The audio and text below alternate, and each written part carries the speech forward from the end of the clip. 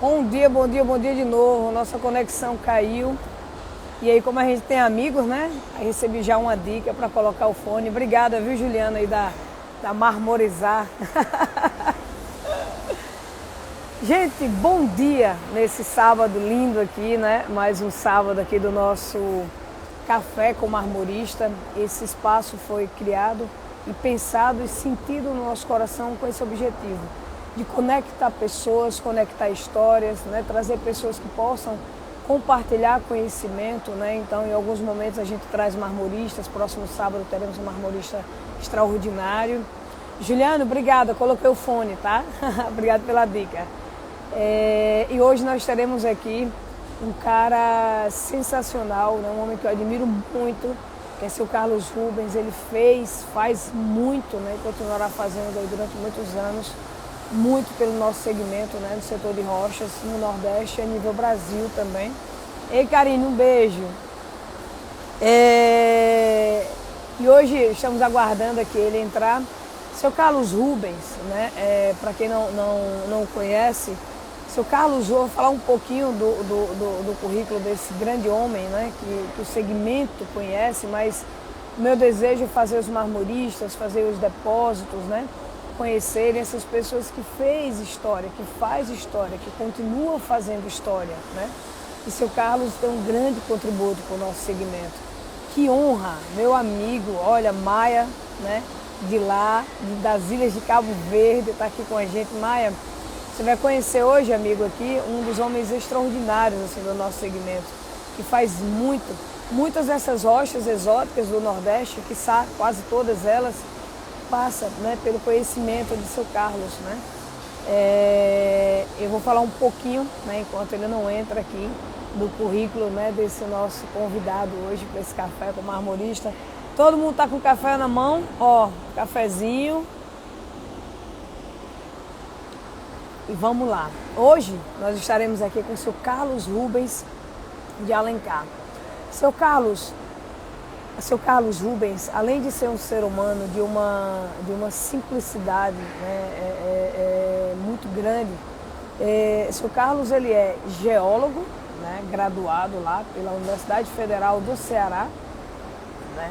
Ele é um geólogo que se formou lá em 1977, ou seja, gente, imagine há quanto tempo que esse homem está contribuindo aí para o nosso segmento, né? Ele é mestre, né? Fez o mestrado ali em 2014, ele é CEO da Rede Participações e no mestrado dele ele apresentou a dissertação o perfil estratégico da demanda de normatização das rochas ornamentais e de revestimento. Seu Carlos, isso aqui é um resumo do currículo dele, tá? Seu Carlos é autor do livro Tecnologia de Lava e Beneficiamento de Rochas Ornamentais, em 1996. É autor de um manual de caracterização de aplicação, uso e manutenção das principais rochas do Espírito Santo. É coordenador do CIEE, ele acabou de entrar aí agora. Seu Carlos, seja bem-vindo aqui ao nosso Café com Marmorista. É uma honra imensa ter o senhor aqui. Estou falando um pouquinho aqui do seu currículo, mas já vou chamar ele aqui, gente, para que vocês olhem aqui o nosso convidado de hoje. Estou muito feliz, assim. Seu Carlos, Bom seja dia, bem-vindo. Tria. Boa tarde. As nossas Stone Woman, nossos amigos marmoristas estão aí online, né, seguindo, vão compartilhar para convidar mais pessoas. Obrigada assim, por disponibilizar o seu tempo, né, para estar aqui compartilhando um pouquinho. Eu estava fazendo um breve resumo aqui do currículo do senhor, né, mas a gente fala de currículo, mas para mim o mais importante, estava falando agora há pouco com o Poliana, é a alma, né, esse homem simples, esse homem na disposição de ajudar. É esse homem que está sempre buscando uma forma de encontrar e de normatizar as rochas no Brasil, né? Isso é sensacional. E aí eu parei aqui, já falei dos livros, já falei do manual ali, né? Só que tá me ouvindo bem? Tá me ouvindo bem? Sim.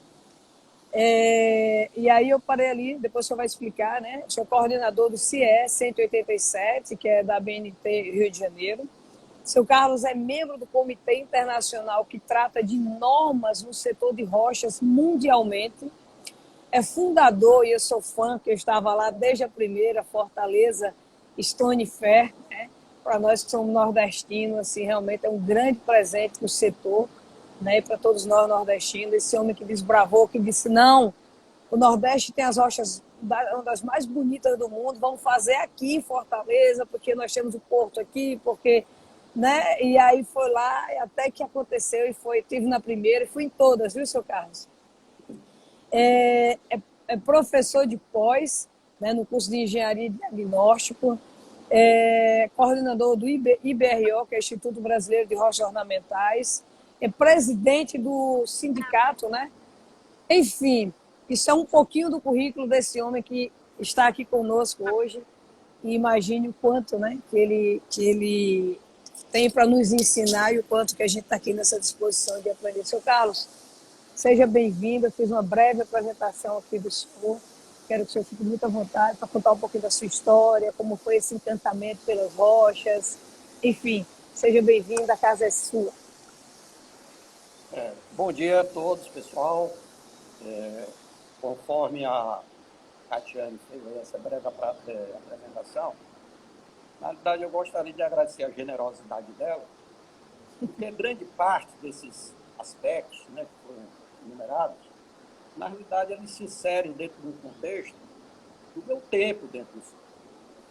Eu, quando comecei no setor, que foi em 1977, a gente era o período que a gente, por exemplo, a feira do setor era em São Paulo. Não havia Exatamente. E nós perdemos, né, praticamente a feira do setor para esse, por revestir, que se tornou praticamente de revestimento agora. Né? Exatamente. E eu vi praticamente, ao longo da minha trajetória profissional, por exemplo, grande parte das principais empresas hoje do setor, eu as vi nascerem. Então, eu conheci todo o processo. E, por exemplo, quando as exportações brasileiras, na realidade, elas eram realizadas pelos italianos, né, que moravam aqui no Brasil ou que vieram para o Brasil com essa finalidade. É o que eu denomino os ítalos brasileiros, que são pessoas, né, que nós devemos muito. E eu gosto muito desse aspecto do reconhecimento. Né? Sim. Então, hoje é importante, a gente busca fazer isso na Fortaleza Brasil Estou em Fé, tentou entender que nós somos tão conhecidos mundialmente como um dos principais players do setor, a gente deve muito a esses ídolos brasileiros e também, vamos chamar assim, portugueses brasileiros. Né? E entre os quais eu não posso deixar de salientar a importância de pessoas como Jean Marcovaldi, George Veneziano, Enrico Guarnieri, que talvez seja o pai de todos esses, porque através do Guarneri, já no final da primeira década do século XX, já trazia pedra aqui para o Brasil, e que nos anos 20 montou uma indústria maravilhosa no Rio de Janeiro, com a mais alta tecnologia que havia na época. Nos anos 20? 1920. E que aí, entre 30 e 40, trouxe para o Brasil Jean Marcovaldi, que, por sua vez, trouxe George Veneziani, que é uma das maiores lendas do nosso setor, e que eu diria que é um dos maiores orgulhos da minha vida, é que eles ainda estão vivos e eu privo da amizade deles, estamos sempre falando. E eu estou enumerando esse tipo de coisa para dizer o seguinte, é que, em função do meu tempo no setor, eu acabei passando, né, e acompanhando a trajetória de muito que está ocorrendo hoje no nosso setor. Que é um setor muito jovem, né, se você entender que, por exemplo, na década de 60, para serrar um bloco de granito era uma coisa mais louca que possa existir. Porque os engenheiros que existiam, eles serravam mármore. E aí começou-se a tentar serrar algum granito, por exemplo, Preto Tijuca, um ou outro granito ali. Então, quer dizer, a indústria por exemplo, de equipamentos, ela surgiu na década de 70. Então, olha bem, antes você só tinha mármore, não tinha essa cor do granito, né?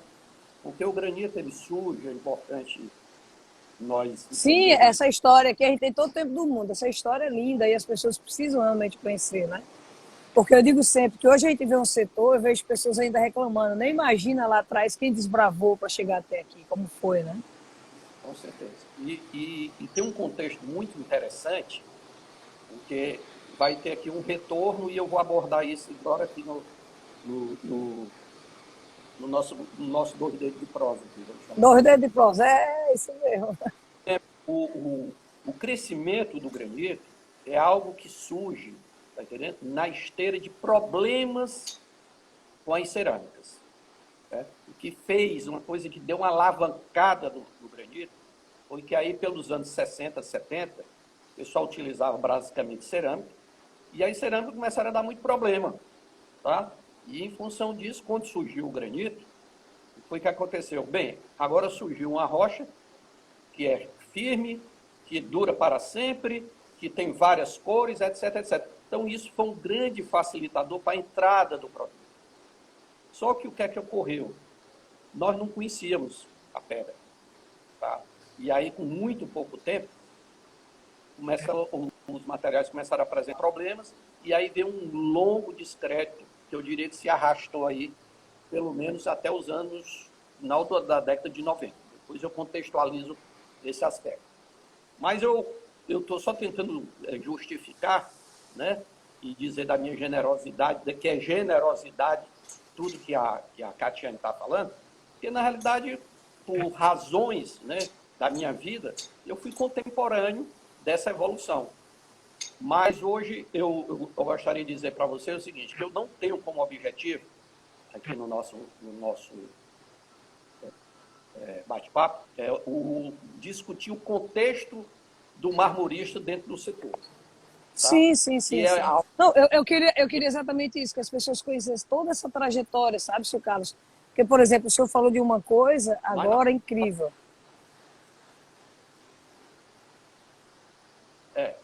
Então, eu estou querendo dizer o seguinte, que nós vamos falar muita coisa que eu julgo que é importante, mas, por exemplo, eu não gostaria de tratar assim, das peculiaridades da atividade, né, do perfil dos empresários, da questão da isso não. por exemplo, do problema do sistema de financiamento que é inacessível para os marmoristas, né, da relação que está se buscando atualmente com os arquitetos, né, que ela se dava no outro nível. Né? Por exemplo, a grande maioria, nós chegamos até aqui sem nós entendermos, sem nós conhecermos a pedra. Né? Eu lembro que aí no início dessa última década, agora, 2010, 2011, um dia eu morei uns anos no Espírito Santo, estava voltando aqui para Fortaleza e cheguei a cogitar a possibilidade de me tornar um marmorista. Porque com o conhecimento que eu já tinha, Fortaleza nesse nível de expansão que tem hoje e tal, eu disse que eu poderia criar uma marmoraria lá e trabalhar com classe AA, etc. Né? Cheguei a cogitar essa possibilidade. E eu fui conversar com um grande amigo, que eu reputo como um marmorista assim, que está no top 5, um dos mais importantes que eu conheço, talvez até do mundo, que é o meu querido amigo Ismar Diógenes. E eu fui lá em Natal conversar com ele, e uma conversa que eu tive com ele, ele fez uma pergunta que eu nunca esqueci. Ele disse assim, Carlos, você entende de obra? E eu disse, não. Ele disse, então, você será mais um. Você vai cair nessa coisa aí, nessa correria aí da coisa. Porque o trabalho que eu faço é que eu conheço um pouco de obra. Então, quando o arquiteto joga uma planta aqui na minha frente, normalmente eu refaço a planta e aqui fica aqui estou passando uma confidencialidade, né? E muitas vezes eu refaço a planta, refaço o projeto, logicamente que no meu interesse, né? O interesse do que eu quero colocar lá. Então, mas como eu falei, eu não quero entrar nesse aspecto. Sim. E eu prefiro contextualizar para vocês, porque nós vamos chegar em algo muito importante, que é a questão da valorização da pedra natural e desse ambiente que nós estamos vivendo hoje, inclusive com muitas pessoas fazendo um trabalho magnífico e tudo. E eu quero fazer o seguinte, eu vou seguir aqui um roteiro que eu criei, que eu espero Perfeito. que vocês gostem, né?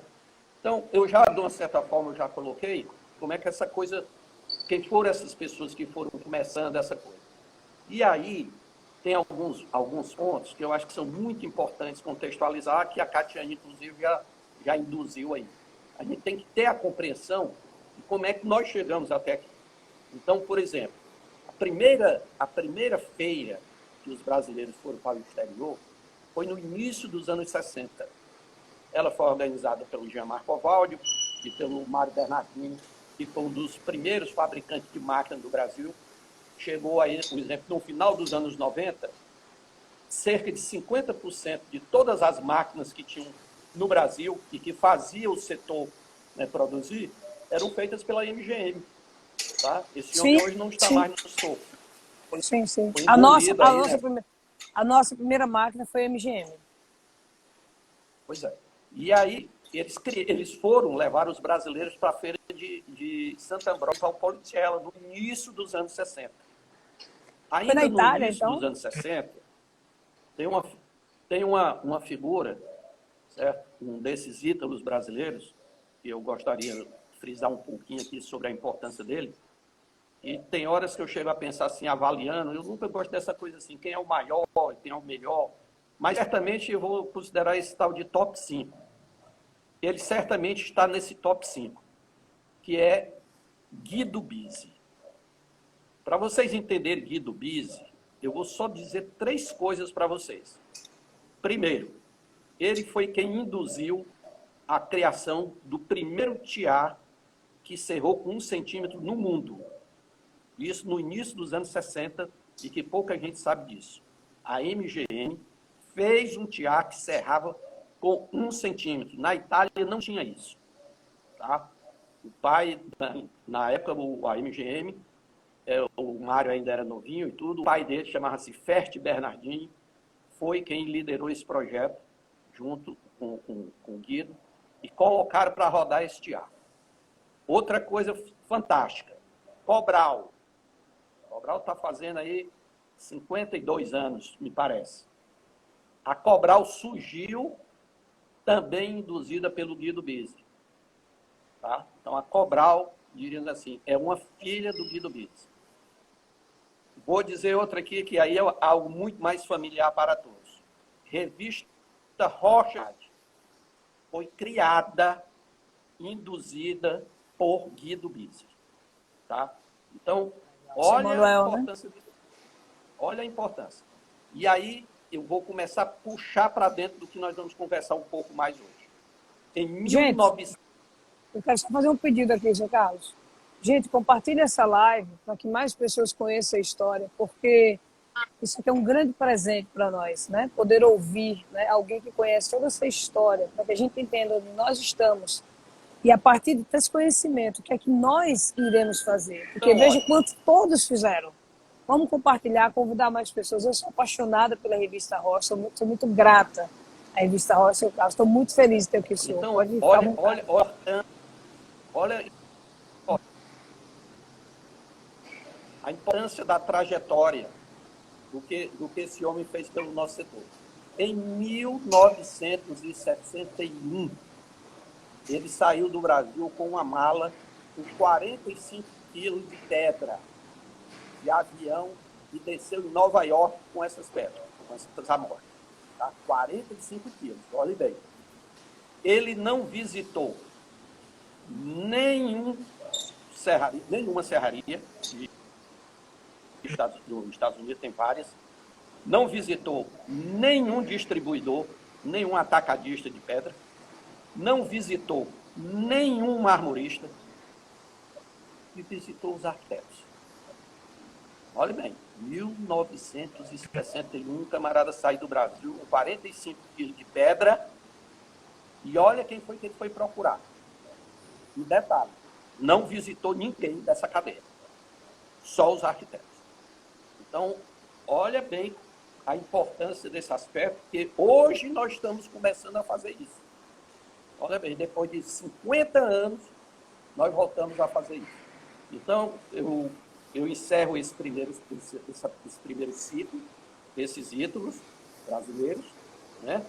E aí dou só um passant, mostrar a importância de Cachoeiro.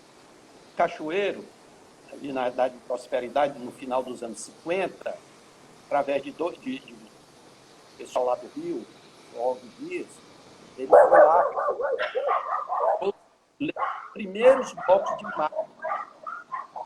Né? E aí tem um fato genial. Brasília, estava começando Brasília. Naquela época, tudo que era feito no Brasil, as melhores obras do Brasil, você for aí em Sergipe, a obra mais bonita que tiver, um teatro, uma igreja, e etc., tudo eram com mármores importados. E você imagina um projeto da magnitude de Brasília, aparece um maluco e diz o seguinte: não vou fazer com mármore de Carrara, nem vou fazer com Liose, não vou fazer com essas coisas, não. E agora diz que tem um mármore aí brasileiro aqui em Cachoeiro. Então você imagina o que foi a importância disso para alavancar, né, o setor e a pedreira do Mar de Cachoeiro. Talvez se não fosse Brasília, a coisa iria, mas eu certamente teria perdido aí uns 10 ou 15 anos para chegar no patamar que chegou e na velocidade que chegou. Certo? Então, acho que isso é um aspecto muito interessante. Outro aspecto que eu julgo muito interessante, deixar claro para todos, é o seguinte: é que o Brasil, aí por 1900, final dos anos 80, mesmo com o apoio desses ídolos brasileiros, vamos chamar assim, né? E esses ídolos brasileiros, é importante contextualizar que os ídolos são Bruno Zanetti, Júlio Malenza, Stefano Madrigali, Sandro Vezola, e muitos outros, que eu vou acabar esquecendo aqui. A gente exportava 50 milhões de dólares. Olha bem, 50 milhões de dólares.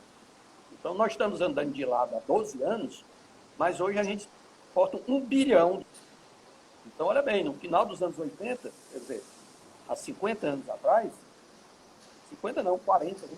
Há 40 anos atrás, que já era finalzinho dos anos 80, 35 anos atrás, nós só exportávamos 50 milhões de dólares. Então, olha bem, como é um setor muito novo e que tem aspectos muito interessantes a serem ressaltados. A primeira disciplina de uso de rocha na arquitetura, que hoje existe muito abordagem nesse sentido, etc., ela é de 2014. Até 2014, não havia nenhuma disciplina sobre rocha na Universidade Brasileira.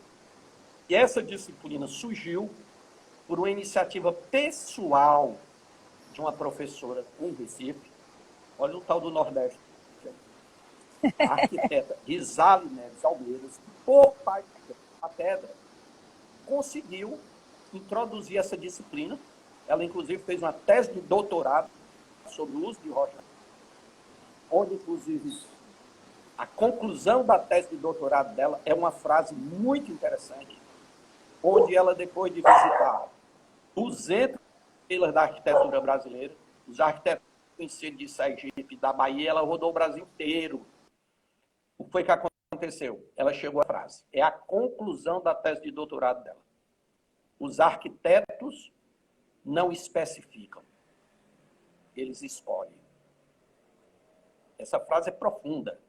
Ou seja, essa frase está dizendo o seguinte, que o arquiteto ele não conhece da pedra. Ele escolhe pela cor. Então, pelo que harmoniza o ambiente. E daí a gente sabe que vem muitos problemas.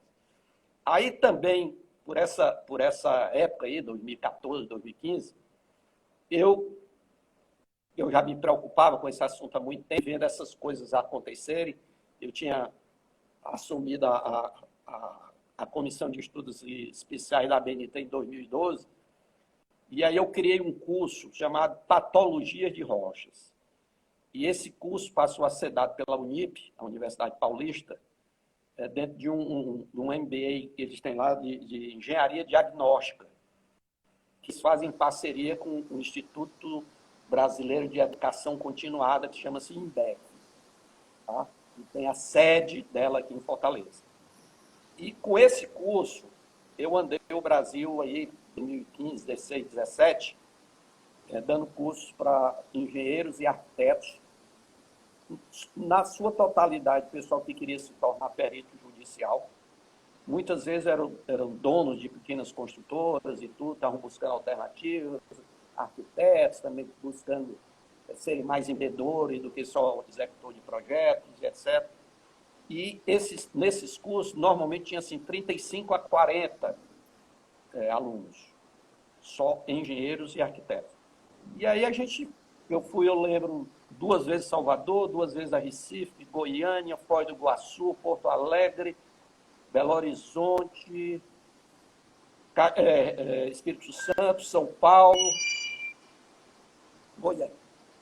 Nesses locais, nunca mais teve, né? Porque eu não sei exatamente, eles fizeram alguma mudança lá na grade e tudo, e nunca mais me chamaram para esse curso. Mas ele está montado e etc. E eu acho que é um fato muito relevante, né? Feitas essas breves considerações históricas, eu anotei algumas coisas aqui que eu acho muito interessante, que eu gostaria de pular umas etapas, né? E vamos logo direto para o caldeirão atual, onde o que Fique é à que nós vontade, viu, temos? seu Carlos? Eu estou mergulhando aqui na história, porque eu gosto muito, eu Tranquilo. penso sempre que Alguém? para nós chegarmos aqui, tem toda uma trajetória, né? Então, acredito que as pessoas estão gostando muito disso aqui, porque isso aqui é uma aula, gente, de vida, né? Isso pode nos ajudar muito daqui para frente, né? E, seu Carlos, eu preciso conversar com o senhor depois sobre esse curso, viu? Tem que falar uma coisa que o senhor vai gostar muito, depois eu te falo em particular. E já estou Ok. convidando o senhor não sabe nem para que é, mas já convidei. A gente vai, não tem problema não. Mas aí a coisa que eu gostaria de frisar é o seguinte, pulando e entrando no caldeirão atual, é que a busca pela valorização da pedra natural e do aumento da geração da demanda é que eu diria que é a parte mais importante, né? E que é onde a gente vai procurar focar aqui, certo? Porque hoje, né? Hoje, eu digo hoje no sentido atualmente, né? Nós temos cotidianamente no Brasil muita live, tem muita gente fazendo apresentações. Ontem mesmo eu participei de um evento da Grandes com um designer chamado Pedro Franco, um cara simplesmente genial, que ele tem um mantra que é o seguinte, o local é global. O local é global. Isso é um negócio fantástico, né? Essa abordagem dele. Foi um negócio maravilhoso. Então, mas eu estou E falando o faz seguinte, todo sentido, né? Nunca se foi que, tão global como local, é verdade. que hoje existem os mais diversos tipos de abordagem, inclusive aqui no café que nós estamos participando, né? E nesse sentido, eu vou buscar ir para o núcleo de como eu avalio uma parte dessa problemática, né? As questões são muito complexas e não é só um aspecto, né? Eu diria o seguinte, nós estamos buscando a valorização da pedra natural e alguns dos nossos principais players, e quando eu digo principais players do setor produtivo, e aqui eu não quero entrar no mérito se eles estão certos, se eles estão errados, tá? Mas eu quero apenas ir colocando o seguinte, que eles comercializam revestimentos, né, que conflitam com os interesses da pedra natural, certo? Isso, com certeza, essa atitude, ela não se insere na questão da valorização da pedra natural, tá? Então, eu não quero, como disse, não quero fazer essa coisa crítica, ácida, mas certamente quem fala em valorização da pedra natural não pode estar comercializando porcelanato, tá? Não pode estar comercializando certo tipo de superfície. Então, certamente, esse não é o interesse e isso não faz parte da valorização da pedra natural. Eu entendo o seguinte, aí vem o título da indagação, né? E qual seria a sua sugestão? A pessoa diz, qual seria a sua sugestão? Eu diria o seguinte, primeiro, conhecer o produto. O seu produto, o nosso produto. Isso começa a ser buscado há muito pouco tempo, né? Eu, considerando esse tempo que eu tenho no setor, eu enumerei alguns aspectos aí, posso dizer o seguinte, que até 3, 4 anos atrás isso não existia, né? Por exemplo, eu lembro que eu estava numa feira em Vitória, eu acho que 2014 para 2015, eu estava num hotel em Vitória, quando eu começo a encontrar muitos profissionais de decoração, tá? E quando eu estou ali vendo ali naquele hall, as pessoas fazendo check-in, etc., muita gente está aqui me chamando a atenção, eu fui me aproximando, e aí eu encontro com Cláudio Sandrini, da Pemagrã. Sim, da Pemagrã, sim. Aí eu disse, ô Claudinho, tudo bem e tal. E aí? Rapaz, estou aqui, rapaz, dando entrada aqui o pessoal que veio para a feira, vai passar aqui uma semana com a gente, vai lá na indústria, depois nós vamos levar ele ali numas pedreiras e etc e tal. Eu digo assim, Claudinho, lá no Nordeste a gente tem uma expressão muito interessante. Que quando a pessoa não tá compreendendo direito determinada coisa, a gente diz que é como um jumento olhando para uma igreja. E eu queria lhe sugerir o seguinte, já que eles estão aqui dentro do ambiente, né, estão aqui dentro do hotel, e que eles só vão lá para a feira depois das 2 horas, e isso era assim 9h30 da manhã, vamos fazer o seguinte, organiza em auditório, coloca esse pessoal aí dentro do auditório, por exemplo, a partir de 11 horas, eu falo 40 minutos para esse pessoal, que certamente vai ser mais interessante quando eles chegarem na indústria e na pedreira. Porque senão eles vão entrar lá, vão fazer o social porque vocês trouxeram eles para cá e etc. Mas isso não vai ter a menor importância. Tá? Realmente foi feito. E eu diria que foi a palestra mais longa que eu já fiz. Porque ela durou 3 horas. Legal, Simplesmente foi o que aconteceu. Ninguém queria estar, ninguém queria almoçar, ninguém queria ir logo para a feira, que Vitória é muito... Nós só vamos depois de 4 horas, e esse papo aqui está muito bom, e tititi, tá? Eles eram da ABESP, que é a Associação dos Decoradores do Estado de São Paulo, que tem 12 mil associados, pelo menos é o que tinham na época. E tinham lá o arquiteto Roberto Espina, um cara fantástico, decorador, Daniela Colnag, Ana Maria Weiss, são pessoas fantásticas e tudo. E aí, a gente fez lá essa apresentação e a coisa ganhou uma outra dimensão. Mas eu diria o seguinte, estou falando como isso é recente, mas eu tenho que reconhecer e elogiar muito o que vem acontecendo. Hoje eu reputo como trabalhos muito importantes. Olha aí, estou vendo ela entrando aqui.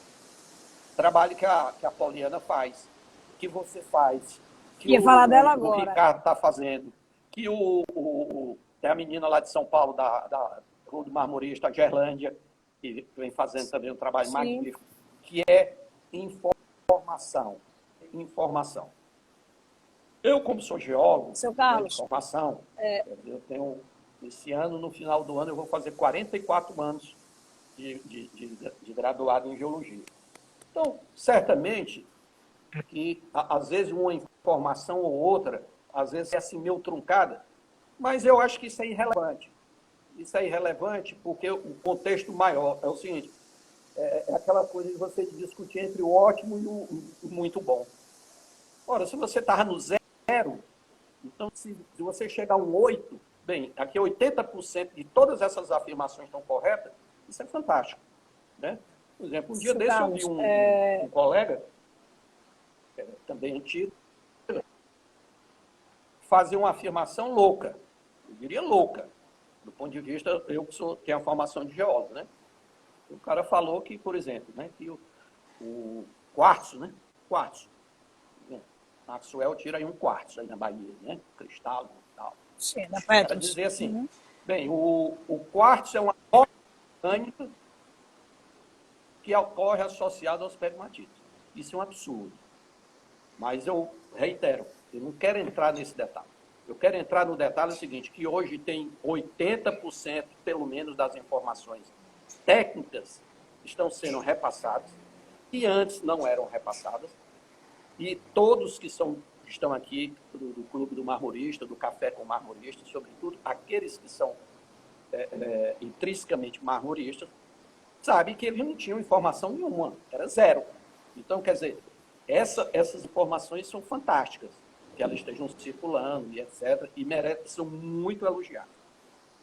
Dentro desse contexto, eu quero ir de novo ao ponto.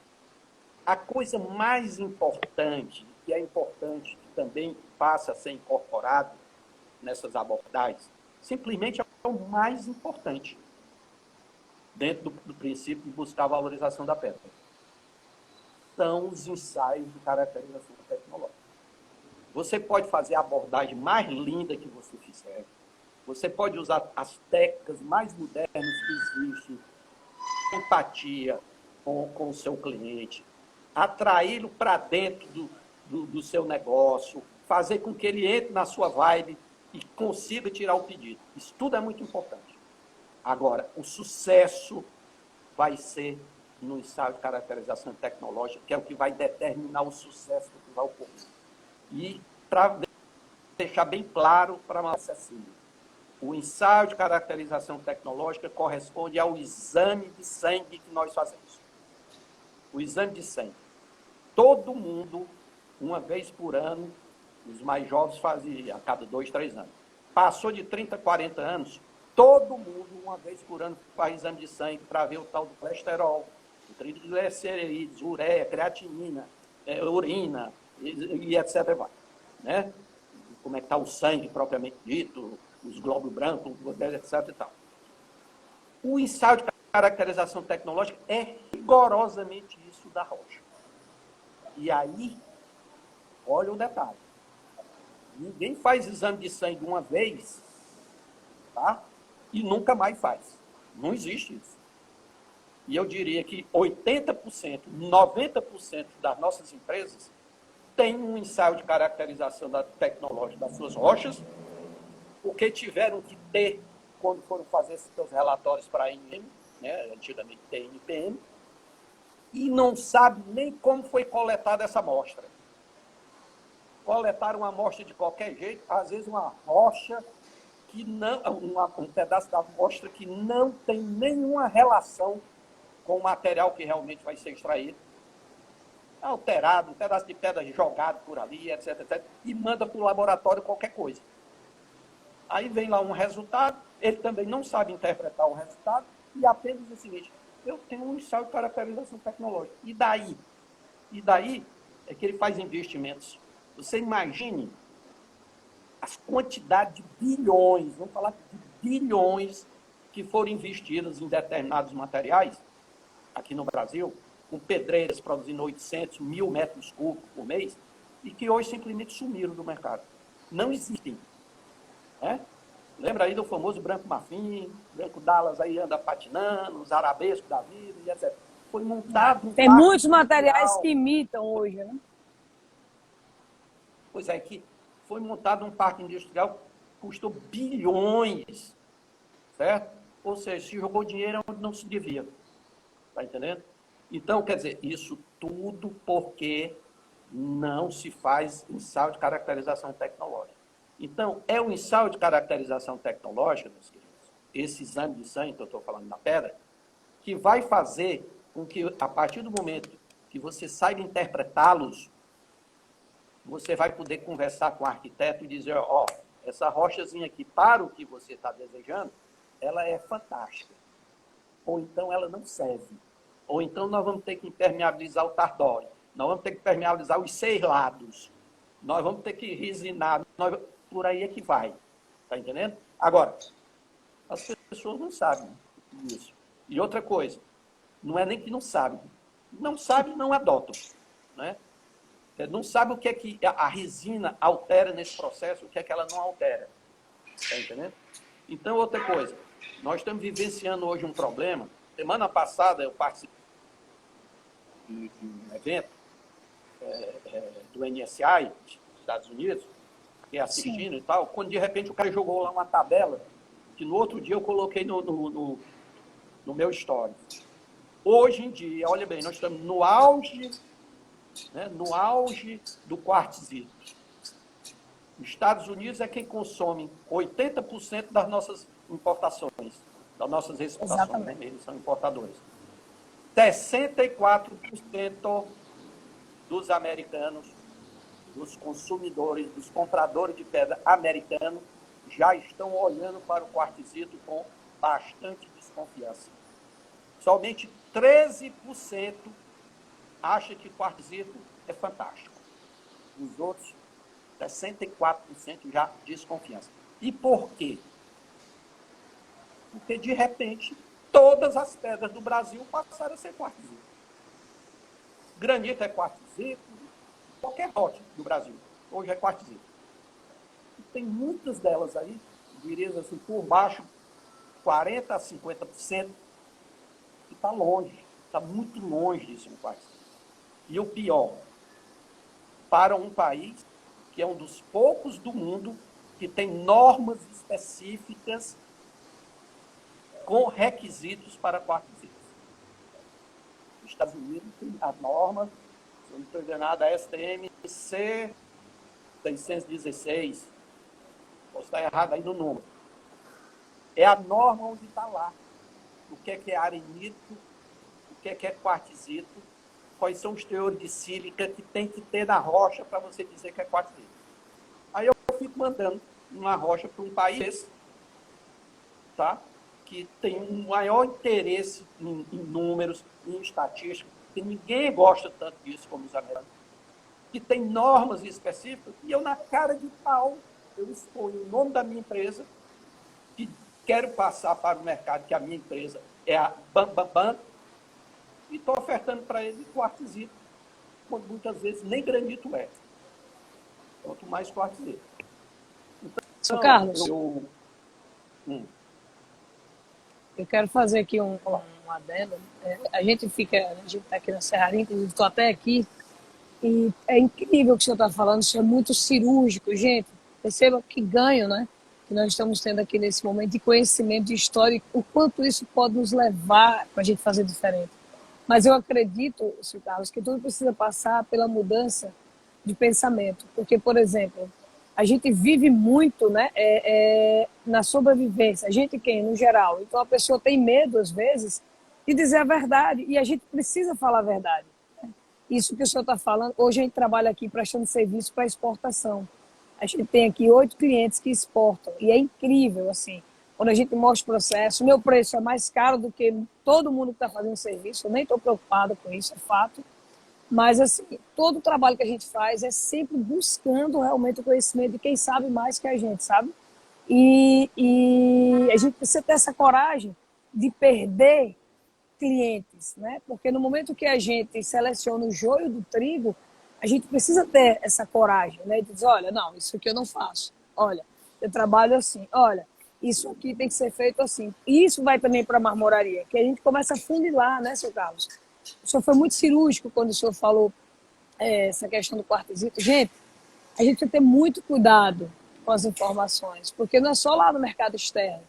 É porque é incrível, Carlos, a gente tem os dados de mercado de exportação, mas dentro do mercado interno a gente não sabe exatamente quanto que o Brasil vende, né, de rochas naturais, quantos por cento é de quartzito. Isso é inaceitável, né?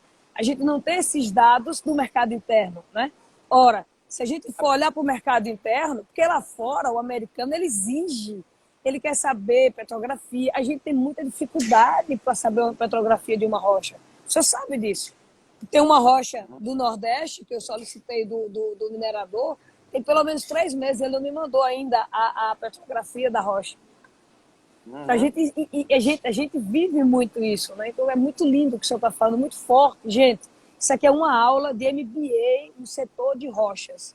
Para mim, eu repito, o senhor é autoridade, é alguém que tem o maior prazer de passar o conhecimento, né?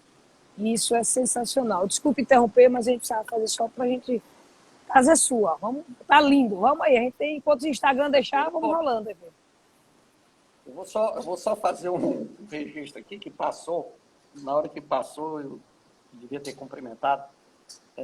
Entrou aí na live, né? Não sei se ele ainda está, acredito até que não, porque de repente ele entrou e disse, porra, português, né? Para mim é Ah, complicado. eu dei para ele o welcome. Ele é, menino, ele é sensacional, né? Não, não, entrou um russo. Ah, foi? Um É russo entrou o aí. russo mesmo, O é isso Ar, mesmo. Isso é, é o Ar, o Arthur Torov entrou aí, né? Quer dizer, interessante isso aí, né? Você vê o eu botei o alcance seja aí da bem-vindo. divulgação que você andou fazendo. É. Eu mandei um bem-vindos ali para ele. Eu quero agradecer aqui, senhor Carlos, a revista Rochas, né, que publicou, ao Ricardo, o pessoal de Silvagrã, Poliana, as nossas Stone Woman, que é presença marcante. Essas meninas têm feito assim, um trabalho incrível, os nossos amigos marmoristas, tem alguns clientes nossos que estão aqui também. E muito obrigada a vocês que estão aqui. Essa live deve ser compartilhada para o mundo, porque isso aqui é uma aula da história da rocha no Brasil. Felipe, da revista Rocha, que está aqui, a Cintia, enfim. Seu Carlos, vamos continuar a prosa, esse 2 dedos de prosa. Enfim, eu gostaria de chamar a atenção o seguinte, nós já vamos se encaminhando aqui para uma parte mais do meu para o fim, que eu quero chamar a atenção o seguinte. Essas questões, então, do arquétipo, vamos chamar assim, do processo de venda, é muito importante. Né? Por exemplo, os cursos que são dados, etc. Como é que você usa? Né? O Ricardo agora fez aí o negócio fez analogia com o negócio do box, code, etc. Essas coisas todas são muito importantes, eu já falei. Né? Agora, eu penso que o que está por trás da questão da valorização da pedra, superando essas fases de realmente você saber o que é o produto, fazer a relação com o arquiteto da maneira honesta e avançar buscando essa satisfação e do resultado sair bonitinho, né, e continuar bonitinho durante muito tempo, eu acredito muito o seguinte, que isso passa por nós criarmos o que eu chamo de uma cultura da pedra. A cultura da pedra é o seguinte, não é só o saber fazer, não. No saber fazer, eu diria que a gente já evoluiu muito. A gente viaja muito. Um exemplo, eu mesmo, se não fosse a pedra, 80% dos lugares que eu já andei no exterior, eu nunca teria ido. Eu fui por causa da pedra. Né? Eu jamais sairia na minha vida, se eu tivesse todo o dinheiro do mundo, bem, eu vou lá em Poznan.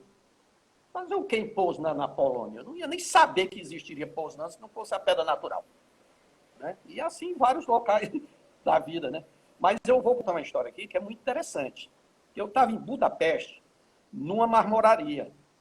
Né? A marmoraria europeia, você sabe que tem aqueles CNCs, tem aquelas melhores fresas, as máquinas da Thibault francesa, a coisa mais linda do mundo.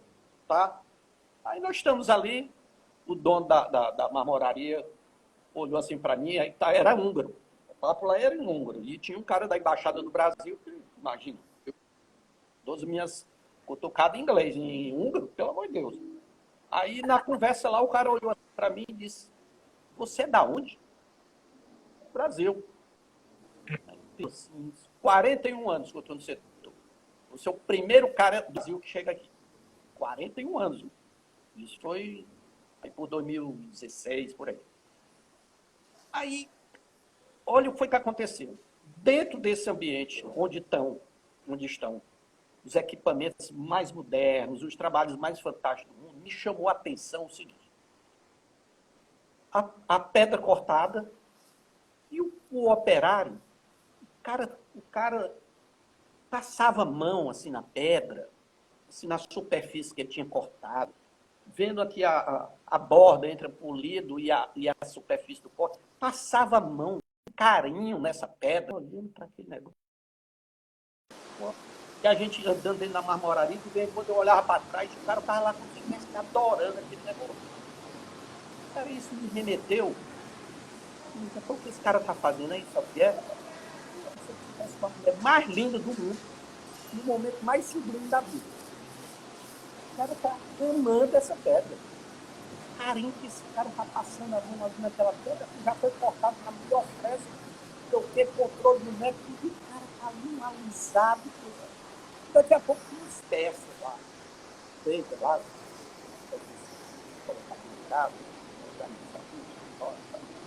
rapaz, você passava a mão, era um negócio assim prazeroso. Ou seja, aquele cara trabalha ali com amor. E aquilo ali aquilo vai incorporado e vai para dentro da casa de alguém. E aquela pessoa lá começa a conviver com aquela peça, né, aquela obra que está dentro da casa dele, começa a se afeiçoar por esse negócio da pedra. Ela começa a ter uma relação com essa coisa da pedra. Então, é por isso que, como decorrência, só concluindo, como decorrência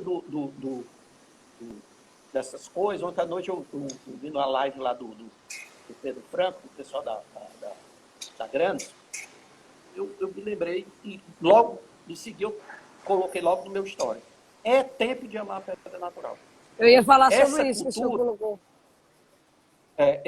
Essa cultura nós temos que trazer para a pedra, porque é isso que vai ser o nosso diferencial. Porque os produtos estandardizados vão ter ganho de escala cada vez maiores. Certo? O que é o diferencial vai ser o produto natural. Então é isso que a gente tem que trabalhar. E esse amor, ele tem que chegar nas pedreiras. Olha, há 15 dias atrás, o cara é muito meu amigo, não vou dizer o nome dele, foi uma coisa em off. Ele fez um post da empresa dele, uma empresa maravilhosa, e etc, etc. E eu digo, esse cara não percebeu isso. Cara, ele botou a foto, acho que mais linda que ele achou que tinha da pedreira dele. E eu disse, rapaz, tira isso daí. Apaga isso daí. Tá entendendo? Por quê? Para qualquer observador, sobretudo para quem não é da rocha natural, vamos dizer, uma pessoa comum, né? Eu diria que nesse caso eu colocaria o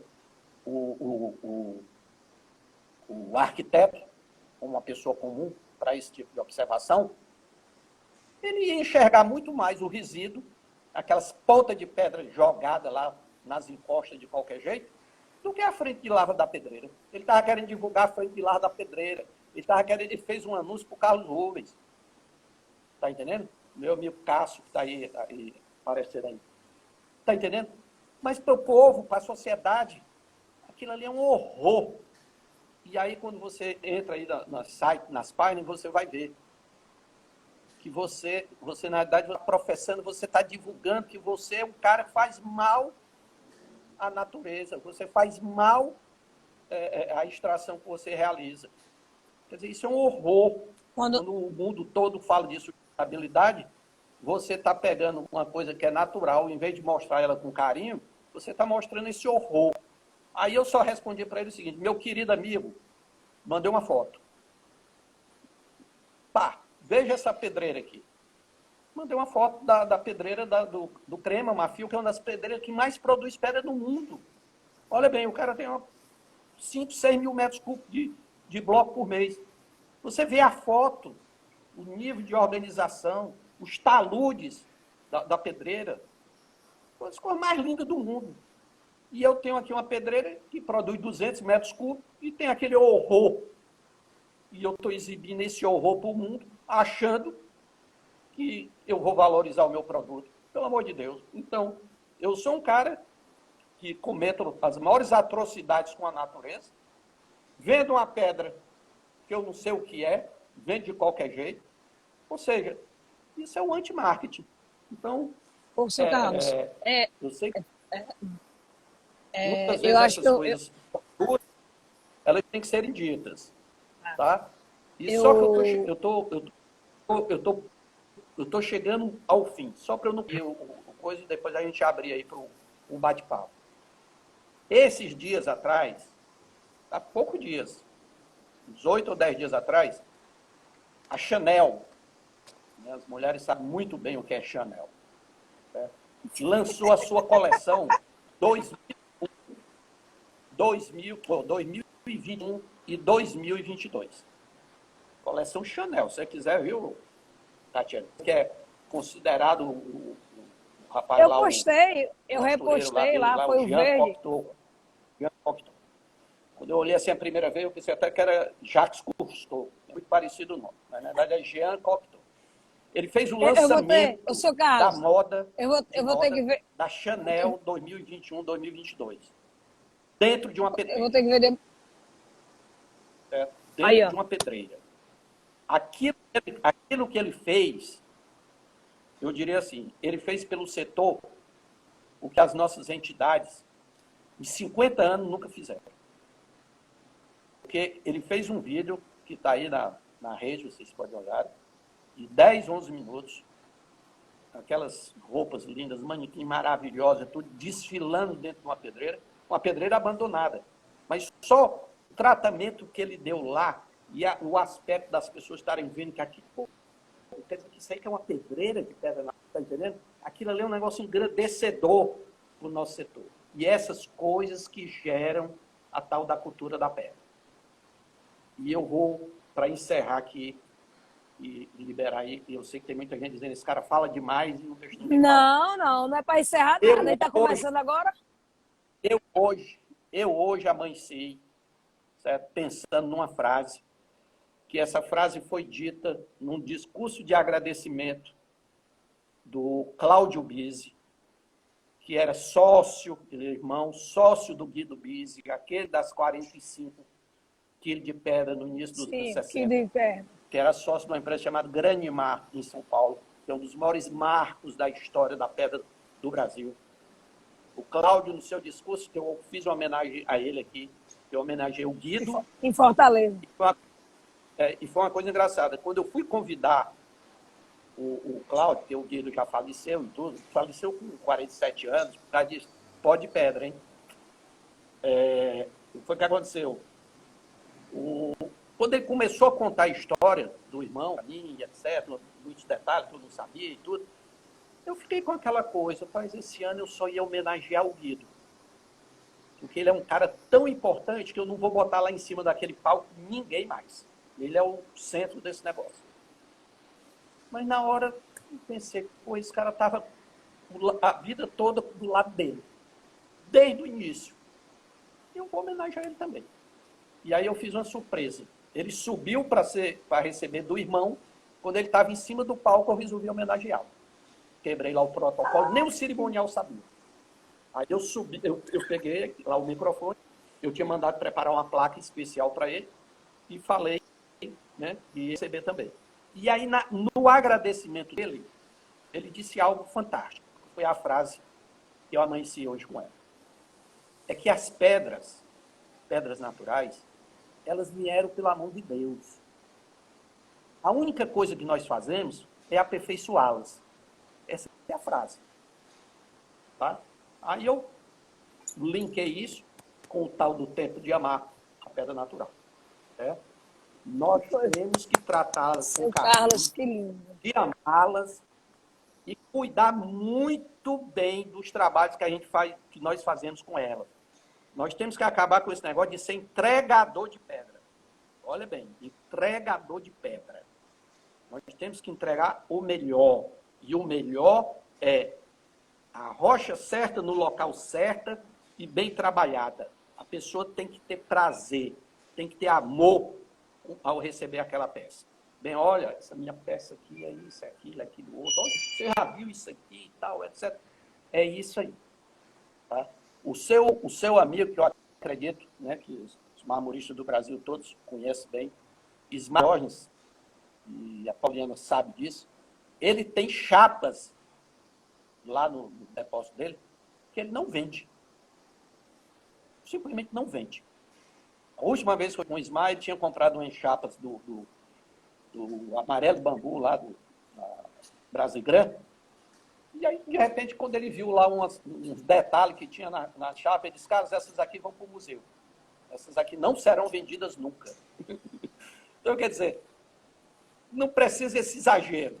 Mas eu diria o seguinte, que essa é uma manifestação de amor com a pedra. E é isso que a gente precisa passar. Pedra. Isso, Carlos. As mulheres têm isso mais latente, mas os homens têm que incorporar. Certo? E só para concluir, você falou aí do grupo das mulheres. Esse negócio agora com a pandemia e tudo, eu usava pouco rede. Pouco, sim, uma vez ou outra e tudo. Mas aí, com muito tempo, eu comecei a usar um pouco. Né? E associado a esse aspecto que eu sempre penso, né? Eu acho que é importante o reconhecimento do trabalho das pessoas e da importância que essas pessoas têm, eu criei, primeira vez assim, eu vou botar aqui, né, aqui as mulheres que vivem a pedra. Né? E eu acho que, inclusive, você foi da da primeira leva, né? Cara, isso foi incrível. O que foi que aconteceu? Eu já coloquei 50 e eu tenho aí pedidos para botar 200. Tá Eu vou dar entendendo? uma lista de Então, quer cento e dizer, trinta e cinco. a importância, a importância que as mulheres têm no nosso setor e que muita gente acha que é só esse ambiente masculino e etc. Certo? Então, eu diria muito obrigado aí por tudo e eu estou aqui à Ave Maria. disposição, porque eu Ai, procurei ir muito numa linha que eu queria passar, né, dessa coisa de amar a terra. Mas estou à seu Carlos, disposição. Eu aprendi muito com certeza e vamos lá. seu Carlos, eu agradeço demais. É, tudo que eu disse do senhor, eu ratifico, reforço, e eu conheço o trabalho do senhor de muitos anos, né? E quando eu disse, seu Carlos, o senhor disse, eu vou, eu falei, meu Deus, que presente para todos nós do segmento, né? Em 2017, nós criamos ali o Il Caminho de la Pietra Nordeste. Imagine, em Sergipe, né, a gente ter a coragem de começar a inserir rochas exclusivas em um mercado onde se falava só de porcelanato, já ali, né? Mas eu ali, né, fazendo realmente esse trabalho de formiguinha, que quando a gente faz aqui, reflete para todo o segmento, mas eu não me importo, porque eu amo rocha, né? E a gente fala exatamente sobre isso. A gente começou a trazer esse pensamento do quanto a rocha é exclusiva, do quanto a rocha ela é um mineral que ela se reintegra à natureza. Então, quando o senhor falou essa coisa dessa pedreira, eu vi essa foto, tive a mesma sensação, mas eu não, assim, às vezes a gente não tem essa abertura com a pessoa e não consegue. E a gente precisa ter esse cuidado. Por quê? Porque as pessoas, quando olham no primeiro momento, elas pensam isso. Mas se a gente analisar o mineral, a rocha natural, ela se reintegra, né, à natureza, né, seu Carlos? Então, se a gente fizer um marketing ao contrário, mostrando quanto só a rocha natural desses revestimentos é ela que consegue se reintegrar sem causar nenhum dano à natureza, a gente, na verdade, vai dar um loop, né, no marketing da rocha positivamente, né? E no grupo, né, do nosso Estonioma, que está aqui a presença, né, marcante, né, todos a nossa Estonioma, eu agradeço em meu nome, né, todas as mulheres do segmento, esse carinho que o senhor tem, a homenagem que o senhor fez, né, à minha pessoa, e eu estendo a todas elas, porque a gente está aqui só com uma passagem mesmo. E esse canal Café com Marmorista é para isso, uma live dessa, precisa chegar a milhares de pessoas, porque tudo que o senhor passou para nós aqui é uma aula para a vida, para quem está há muito tempo, para quem está hoje, para quem vai chegar, para quem está pensando em entrar, né? E aqui na serraria, a gente presta serviço, eu digo sempre para os meninos, né? Eu tinha um gerente de produção aqui que ele brinca comigo, né? Ah, já vem você com seu coraçãozinho, né? E eu digo para eles, olha, eu observo como a pessoa pega quando ele vai resinar com a espátula. Porque a forma como ele manuseia aquilo, ele me diz muito se ele ama ou não a rocha. Sabe, seu Carlos? Então, assim, a gente tem realmente, gente, e na marmoraria, a gente tem falado isso com as meninas, com o pessoal, e a gente realmente percebe todo um movimento, né, acontecendo. A Poliana, que está aqui, é uma pessoa que eu admiro demais, assim, que amo, né? Ela tem uma frase sensacional, seu Carlos, virou uma hashtag, seja o mineral que agrega, né? Então, nesse momento desse café com marmorista, é exatamente isso, é ser o mineral que agrega. É o senhor trazer esse conhecimento com outro conhecimento, né? O quanto que eu aprendi aqui, o quanto que eu estou aqui, sabe, ainda mais encantada, né, pelo trabalho do senhor. E eu tenho 2 convites para fazer, mas ainda vai ter que ser em off. Depois que o senhor me disser sim, aí a gente publica. O senhor viu o que é. Mas fique à vontade para... Pessoal, quem quiser fazer alguma pergunta, algum comentário, a gente tem aqui, né, esse tempo tranquilo para fazer esse momento aqui. Polly, eu estou tentando ver se eu consigo chamar alguém aqui na live, mas eu não consigo pelo Insta da... Diz que eu só posso uma pessoa. Eu ia chamar uma pessoa aqui, mas não estou conseguindo, não. Seu Carlos, fique à vontade para complementar, para falar. Aqui é um bate-papo, é 2 dedos de prosa, 2 nordestinos, estamos aqui. Os nossos amigos marmoristas que estão aqui nessa live, lindos, que eu amo demais, que a gente cuida com muito carinho. Eu acho o seguinte, eu acho que a rocha, né, nós temos um momento muito especial e a gente tem que unir, né, unir assim, não é nesse sentido de estamos todos juntos, não é essa coisa aí. Devia unir as pessoas que acham que é importante a valorização da pedra natural. Não é essa coisa todos juntos no sentido de uma ação política. Né? Não é essa coisa, né? Você viu que você comentou aí o aspecto da carência de dados, né, de informações do mercado interno. Na realidade, elas existem. Só são falsas. Né? Estão divulgados dados do mercado interno. Você pega aí, o Brasil tem tantas empresas, o Brasil produziu tanto, produziu não sei o quê. Isso existe, está disponibilizado. Não, isso existe, mas eu digo, como a gente conhece um pouquinho, Só, a gente só sabe que que é falso. aquilo. Ah, Né? Só que é falso. Né? São as informações que, por exemplo, no Ceará, você fala dos polos produtores e não existe quartzito no Ceará. Né? Então, mas existem as informações. Mas o que eu estou chamando a atenção disso, mas para dizer o seguinte, é que nós temos muito o que fazer. Se vocês tiverem possibilidade, vocês vão aí no Google e botem assim, Porto Belo, porcelanato quartzito. ai, nem Porto me Belo, fale porcelanato. disso. Está entendendo? Então, olha bem, o cara tem uma indústria cerâmica do porte da Porto Belo. O cara faz uma mídia em cima do quartzito. Ele só fala da rocha, quartzito. No quartzito é isso, o Tudo é quartzito imitando a é rocha. mais belo, é mais lindo. Tudo é fantástico. E eu estou lançando agora a nova coleção Porcelanato Quartzito. Olha o alcance disso. Ou seja, o cara está pegando o que nós estamos de bom, de melhor, e está potencializando num material cerâmico. E nós estamos vendendo porcelanato. Está entendendo? Então, isso é louco. É louco. Mas, como diz o outro, o tempo depura, né? E eu acho que o que sobra, que é importante, é para que aqueles que acreditam e que amam a pedra natural, eu acho que devem buscar aperfeiçoar o seu caminho. Porque chega lá. Não tenho dúvida disso. Eu acredito que pouca gente saiba, mas existem empresas no Brasil, ou no mundo, das rochas, como, por exemplo, a Anro. Acho que o Paulo estava aí assistindo, não sei se ele ainda está presente, tem muitos amigos lá. Ela fez, esse ano, 200 anos. Ela é de 1821. Esse Qual é o ano, nome da empresa? Eu acho que cortou um pouquinho. Anro. É escrito assim, H-E-N-R-A-U-X. Anro. É uma empresa italiana, né, que é lá a jazida principal dela lá é no Monte Altíssimo, em Carrara. Anro tem 200 anos. Olha bem, 200 anos.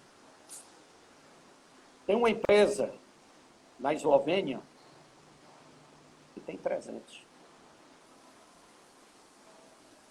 Ela é de 1721. 300 anos. E o lema dessa empresa é simplesmente fazer o que esse húngaro fazia lá.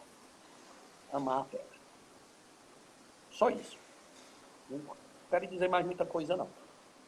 Ele está sobrevivendo há 300 anos com esse lenga-lenga que a pedra tem que ser bem tratada, não sei o quê.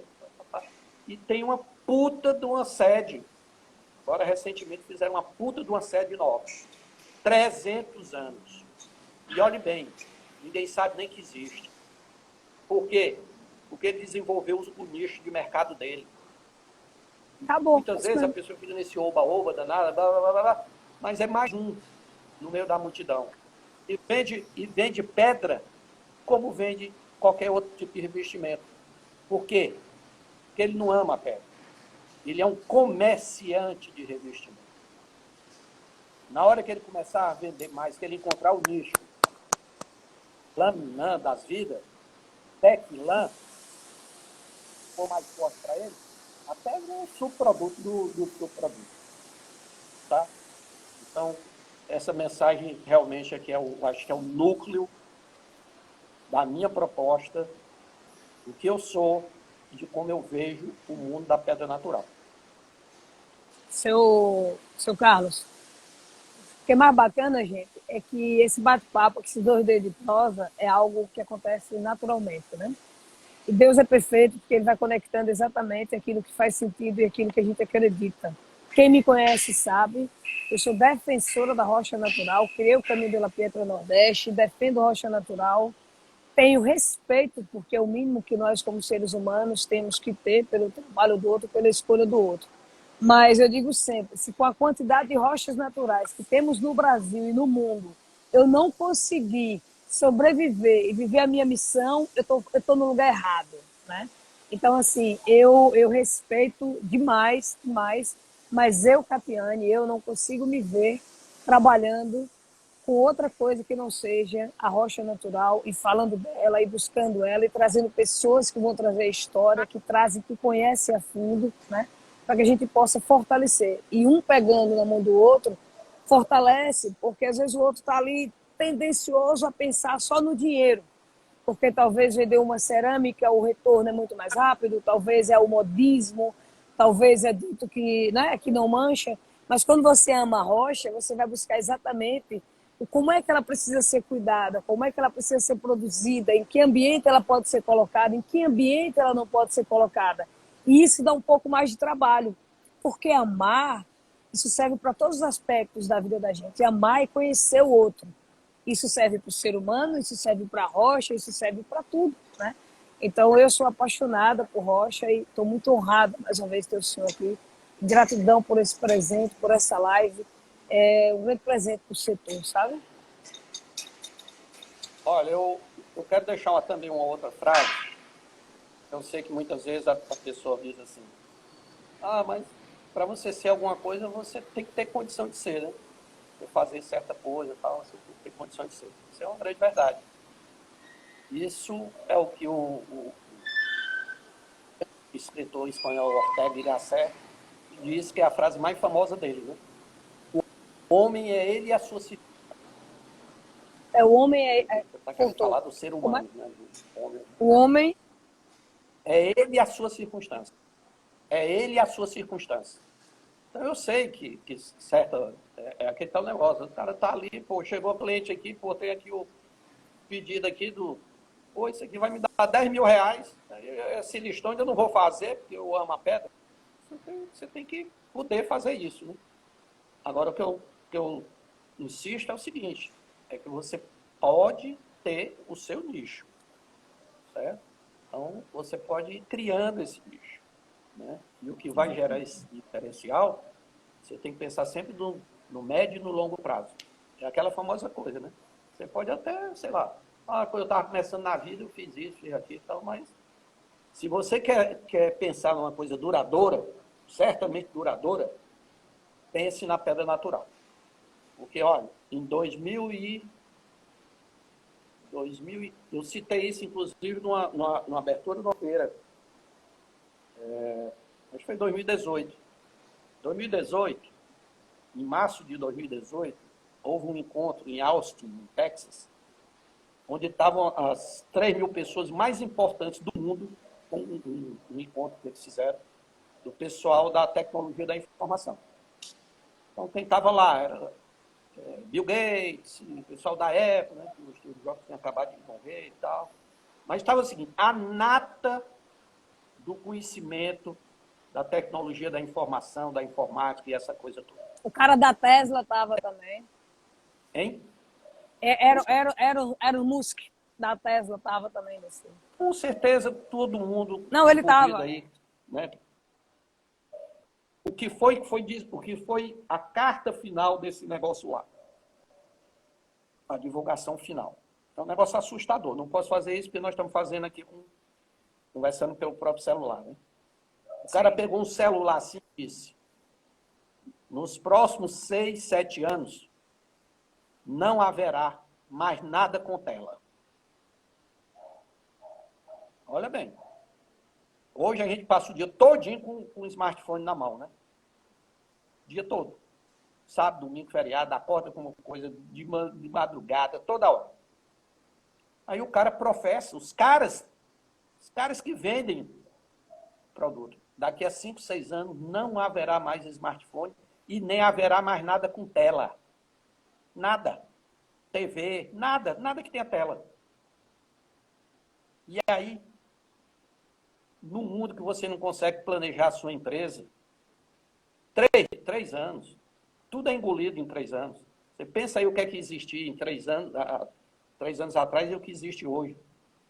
Essa semana eu assisti uma palestra que o cara mostrou com dados, com gráficos oficiais, que o mundo nos últimos 15 anos cresceu mais do que nos últimos 2000. Em 15 anos, toda a riqueza que foi gerada no mundo é mais do que nos 2000 anos anteriores. E dentro desse cenário, o tal do Carlos Rupp sobe lá no palco e diz o seguinte: eu queria convidar para vocês amanhã assistir uma palestra no do IBRO, Instituto Brasileiro da Rocha Ornamental, pensando o setor em 2068. Aí deu uma paradinha para o pessoal refletir, né? Esse cara é louco. Eu já disse ao senhor sobre isso, que eu penso. Eu digo isso na maior tranquilidade. Por quê? Porque o nosso produto é natural. E não há nanotecnologia, não há informática, não há nada que consiga fazer a pedra que está ali naquele instante. Nunca. O cara pode, como diz o outro, fotografar, escanear, botar no porcelanato dele. Agora, aquela rocha que estava lá, está da gramazinha, lá no nosso, e etc., não faz.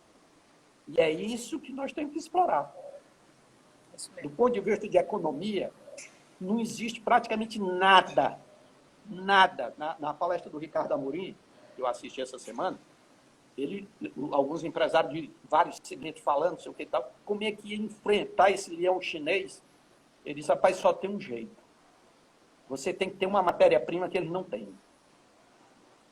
Precisa dizer mais alguma coisa? Seu Carlos, eu quero... Quem tem Perla Santana é o meu amigo Davi Silveira. Quem tem Sonata Blue, viu, Annelise? Quem tem Sonata Blue é o Davi Perdigão. Então, isso é muito, mas muito mais do que tudo que você possa imaginar. Seu Carlos, é incrível isso aqui, quando o senhor fala de nicho, porque, gente, essa analogia aqui de 15 anos para 2000 anos, percebam essa aula que a gente está tendo aqui hoje, o que é que vocês vão fazer com isso? Eu tive aqui uns 50 insights, né, de ideias. E aí a gente fica com historinha de concorrentes. O Carlos falou de uma coisa incrível, nicho. Tem que ter a coragem de nichar. E no momento que a gente vai nichar, nos primeiros momentos você toma não, você recomeça, você toma... Pode acontecer ou pode não. Porque hoje, com o advento da tecnologia e com tantas fontes que a gente pode pedir ajuda, pode pedir orientação, você não precisa trilhar alguns caminhos que não deram certo, né? A gente pode, a partir daqui, com esse conhecimento, fazer diferente. O seu Carlos falou de empresas de 200 anos, de 300 anos, e que simplesmente nicharam. Nos deu outra pérola aqui agora. O que é que a gente tem que ter, o que o outro não tem? Pasmem, a China é um dos maiores importadores de quartzo bruto. Eles levam as pedras brutas do Brasil, transformam elas e mandam em chapas beneficiadas para o Brasil. Hein, seu Carlos? Estou errada nesse comentário? O Brasil é um dos países que mais exportam quartzo bruto, as rochas brutas, e é um dos maiores importadores daquilo que imita. Então, assim, onde é que nós queremos estar? É onde todo mundo está indo em uma grande manada, ou ter a coragem de ser diferente? Ou ter a coragem de ser diferente, pagar o preço de, às vezes, ser apontado, pagar o preço de ter a coragem de errar, pagar o preço de ter a coragem de ir e fazer, porque não é simples não, né, seu Carlos? Mas tem que ter coragem, né? Eu queria que o senhor, talvez o senhor percebeu, mas eu coloquei em sua homenagem essa rocha aqui do Ceará, né? Em homenagem ao senhor como forma também de gratidão, né? De como o senhor busca, de quantas rochas, né? Essa é uma rocha nordestina, seu Carlos. Quer falar um pouquinho desse aqui, que é o azule, né? Isso é do meu amigo Davi, Davi Silveira, Davi Perdigão. E Perdigão é um geólogo, meu amigo, né, contemporâneo de faculdade. E desse eu estava conversando com isso. Davi, rapaz, a gente tinha que se encontrar mais, porque você, eu acho que é uma das pessoas que eu conheço há mais tempo. 45 anos, né? E ele que produz esse negócio aí. Olha, eu estou preocupado aqui, é o seguinte, se por acaso ocorrer, estou vendo aqui que já deu um anúncio aqui, que a bateria está fraca aqui. Eita, Mas a gente vai ter que continuar, se não tudo perca. bem. Mas eu tenho medo de perder essa live, que eu quero salvar, né? Pelo amor de Deus, isso é uma aula para a vida. Seu Carlos, Salve, mais salve. algum... vai ficar salvo lá para a gente compartilhar. Seu Carlos, foi um grande momento. Eu agradeço Foi a oportunidade. E um sempre grande que momento. você necessitar de alguma coisa, tá, conte comigo. Pois eu tenho 2 convites e 4 pedidos para fazer o senhor, mas é em particular. Gente, Coisa boa. muito obrigada a todos vocês que estiveram aqui conosco, as nossas historiomas, nossos amigos marmoristas, os mineradores que entraram vários, pessoas de outros países. Meu amigo Maia, daqui das Ilhas de Cabo Verde, a gente vai lá fazer o treinamento, o Stone Training na empresa dele. E eu sou uma apaixonada, seu caso, uma pessoa que defende a rocha natural, que defende o segmento. Tem muita coisa para a gente fazer. Eu nem comecei e é uma honra para mim ter o senhor aqui. E quero ter o senhor como meu mentor. Eu vou salvar no Insta da Nordeste, depois vocês podem compartilhar. Eu vou salvar, depois vocês podem compartilhar. Pronto. Seu Carlos, fique à vontade aí para fazer o nosso fechamento. Não, eu só digo isso, eu estou à disposição, né, para o que necessitarem, qualquer dia, qualquer hora.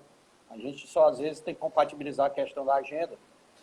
Porque agora eu tenho viajado menos, eu sempre viajei muito. Né? Mas, quer dizer, a gente pode conversar sempre que possível. Tudo. E vamos em frente. Tem muita coisa aí para a gente fazer junto. Quero registrar a presença aqui de um cara que eu não conheço ele pessoalmente ainda, mas conheço ele pela história do pai dele, né? E tudo aquilo que ele fez e faz pela rocha, seu Júnior português. Poliana me falou muito dele, e a gente começou a conversar muito. O senhor, semana passada, postou a história, né, dos pais dele, né, que é esse ítalo português, né, que veio, né, e que trouxe também tanta coisa. É o Manel da Igreja. Como é? Região lá. Manel da Igreja, que é uma regiãozinha, uma cidadezinha lá de Portugal, perto de Pinheiro e tudo. É um homem que tem uma importância fantástica, né? Ele vai estar com a gente aqui dia 5 de junho. O Júnior? Sim, dia 5 de junho ele vai estar aqui com a gente. Tem aí Tiro Galápagos, aí, que é um material fantástico, único. Meu amigo, exato. Ele não tem o marco do Otmar, mas o Otmar tem que ter cuidado com ele. E a pedra dele... Certo, mas é nosso cliente aqui também, gente boa demais. Com certeza. Ó, muito obrigada. Cíntia, da Revista Rochas, obrigada por sempre nos dar o espaço ali da gente compartilhar o que a gente pensa. Todos da Revista Rocha, o Felipe, o Daniel. Muita gente bacana aí, meus amigos, Roberto Sulim, Cássio, vou passar várias pessoas aí. A Lúcia Oliveira, que é a menina aqui da Granice de Maceira, talvez a empresa mais importante de Portugal, desde que existe Portugal na Feira Natural. Ela começou lá e hoje trabalha na Fieldstones, lá pertinho de Fátima. Né? Uma empresa maravilhosa lá em Portugal, também estava assistindo. Muito bom, que honra. Tá? Cássio, obrigado a você pela presença, uma honra ter você aqui com a gente. Gente, muito obrigado, seu Carlos, gratidão por essa aula. Vamos juntos, viu? Tchau, tchau. Ô, gente, faça um print aqui, faça um print da gente, me marque seu Carlos, marque a Nordeste, marque o Instituto Brasileiro de Rochas, para que as pessoas assistam mais essa live, né, seu Carlos? Todo mundo precisa aprender, assim como eu aprendi muito hoje aqui. Um abraço. Tchau, tchau, seu Carlos. Gratidão. Tchau.